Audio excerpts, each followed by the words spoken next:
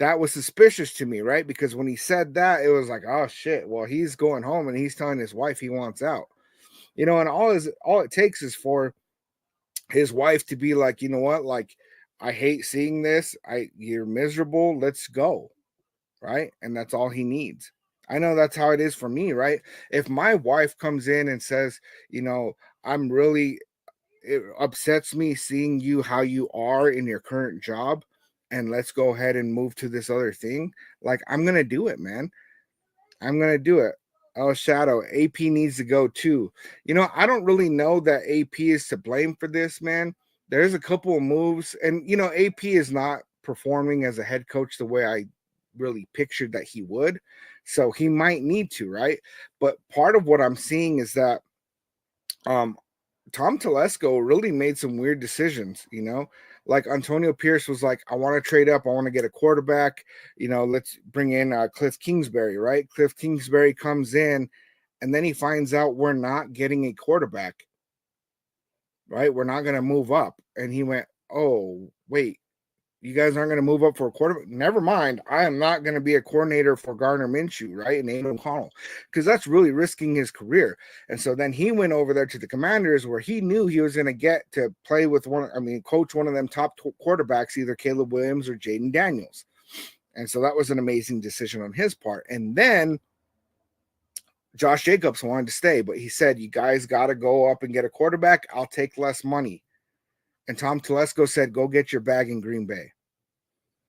Right? So Tom Telesco is low-key doing some shady things that I'm not really happy with.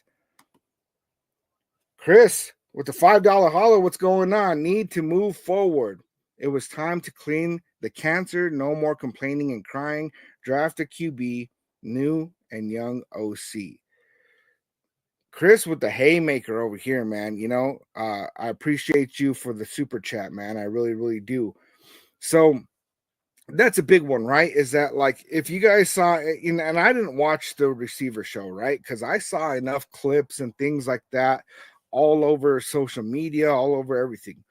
Just the way that Adams' behavior was, with Jimmy Garoppolo. And yeah, we like the thing of, like, when Antonio Pierce took over and you see Devontae Adams dancing in the locker room on the sidelines, and they're, celebrating, smoking cigars. Like, that all looks great, and we love that, right?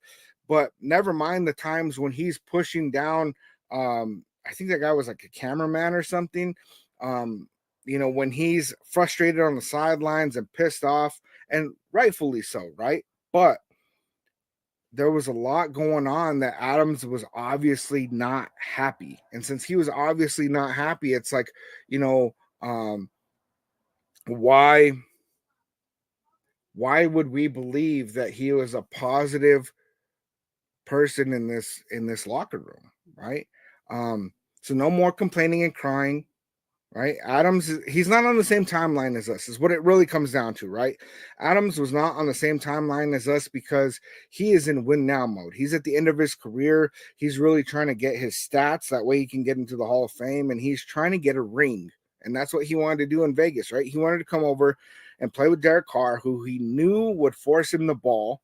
Because Derek Carr does this thing, right? Hunter Renfrow, Darren Waller, like, where he picks his one receiver and he gives that guy the ball over and over and over, and you're going to get 100 receptions under Derek Carr, right? And so he came over because he wanted that, which he had his second best career game. And then on top of that, he's thinking we could possibly win a Super Bowl. The Raiders might be a quarterback away from a Super Bowl. I mean, not a quarterback, sorry, a wide receiver one. And that did not go well.